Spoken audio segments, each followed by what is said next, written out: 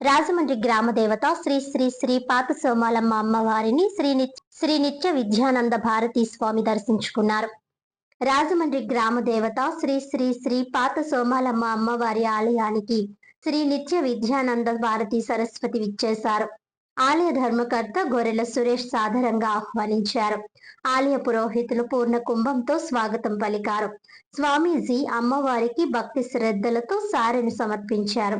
60 వసంతాలు నిండిన దంపతులకు జూన్ నెలలో షష్ఠి పూర్తి కార్యక్రమాన్ని నిర్వహించ తలపెట్టామని అన్నారు. ఈ ఆలయం నుండి 100 మంది దంపతులకు అవకాశం కల్పిస్తామని పేర్కొన్నారు. ఆలయ కమిటీకి అన్ని విషయాలు తెలియజేస్తామని చెప్పారు. ఈ కార్యక్రమంలో పాలు పంచుకోవాల్సిందిగా భక్తులందరికీ తెలియజేశారు. ఈ శుభదినమున రాజమహేంద్రవరం పట్టణంలో పాత సోమాలమ్మ దేవస్థానం నందు ఇక్కడ ఆశీనులు అవ్వడము, అమ్మవారి గురించి ఒక అద్భుతమైనటువంటి సందేశాన్ని ఇవ్వటము, నదీ పరివాహ ప్రాంతంలో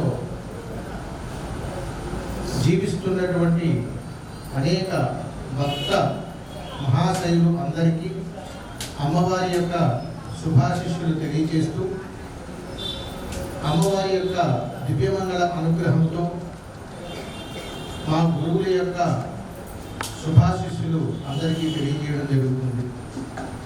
ఇక్కడికి విచ్చేసినటువంటి ప్రతి భక్త మహాశైలకు నేను చెప్పాలనుకున్నటువంటి విషయాన్ని నిస్సంకోచంగా మీకు అర్థమయ్యే రీతిలో లౌకికవాదంలో లౌకిక భాషలోనే మీకు అర్థమయ్యే విధానంగా తెలియజేస్తాను. అమ్మవారి పేరు సోమాలమ్మ. సోమాలమ్మ ఆ పేరు ఎందుకు వచ్చింది? సోమాలమ్మ అంటే ఎవరైనా చెప్పచ్చు. ఆవిడకి ఇక్కడ పని ఏమిటి? ఈ రాజమహేంద్రవరంలో ఇక్కడికి రావాల్సినటువంటి పని ఏమిటి? ఇక్కడే ఎందుకు కూర్చోవాలా? మీరు ఎందుకు వచ్చి పారాయణాలు చేయాలా? నేను అడిగేటువంటి మాటల్లో కాస్త మీకు ఆగ్రహం వచ్చినా కానీ సోమవారం అంటే ఖచ్చితంగా చెప్తారు. తెలుసునా తెలీదా? గ్రామదేవతే అమ్మవారి గ్రామదేవతకి ఎంత వైభవం ఎందుకు? ఎంతటి వైభవం ఎందుకు? ఎంత గుడెందుకు? ఎంత అలంకరణ ఎందుకు? అంత వేదమంత్రోచ్చారణలు ఎందుకు? అయ్యవారులు ఎందుకు? అమ్మవారి గ్రామదేవతే కదా. మరి భారతదేశంలో సుమారు 9 లక్షలకు పైగా గ్రామాలు ఉన్నాయి కదా. మరి అన్ని చోట్ల కూడా గ్రామదేవతలు ఉన్నారు కదా.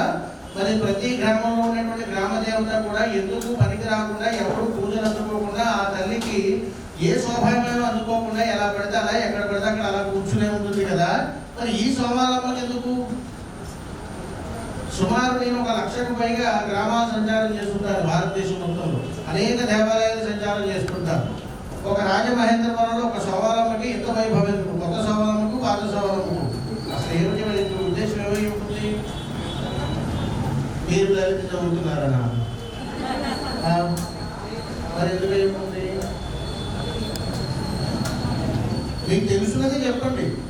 ఎందుకనంటే ఎంతోమంది వస్తుంటాం, దర్శనం చేసుకుంటుంటాం, చుట్టూ ప్రదక్షిణాలు చేస్తుంటాం.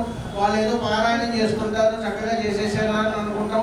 వచ్చిన వాళ్ళు వస్తూనే ఉంటారు, వెళ్ళిపోయేవాళ్ళు వెళ్ళిపోతూనే ఉంటారు. ఆ శబ్దంలో ఉన్నటువంటి అనుబంధం, అమ్మకు మనకు ఉన్నటువంటి అతీతమైనటువంటి అనుబంధాన్ని మనం తెలుసుకోలేకపోతే ఇంకెప్పటికీ తెలుసుకోలేం.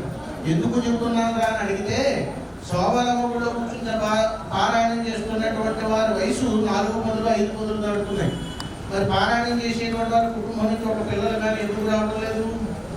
మన ఇంట ఉన్నటువంటి పిల్లలకు పారాయణాలు మనం ఎందుకు అలవాటు చేయడం లేదు? అంటే కాళ్ళు చాపుకున్న తర్వాత ఇక శాస్త్ర జీవితాన్ని పారాయణాలు చేసుకుంటూ హలో లక్ష్మణ అని అనుకుంటూ, హరే నమ హరే కృష్ణ అని అనుకుంటూ, అమ్మ అని అనుకుంటూ అమ్మ సన్నిధానంలో కాసేపు కాలం గడిపితే సరిపోద్దా? భావితరాలు మనం ఏమి ఇవ్వక్కర్లేదా? 60 ఏళ్ళ నుంచి ఇంత చరిత్ర కలిగినటువంటి ఈ తల్లి ఇంకా ఇక్కడే ఉంది. మనం మాత్రం మేడలు, బంగళాలు, రకరకాలుగా అన్ని రకాల విధానాలు జీవితంలో అవలంబించేసుకుంటున్నాం, అన్ని అనుభవించేస్తున్నాం. మరి ఆ తల్లి ఏం పాపం చేసింది? అందుకని అడుగుతున్నా, అమ్మా సోమలమ్మ అమ్మవారంటే ఎవరమ్మా?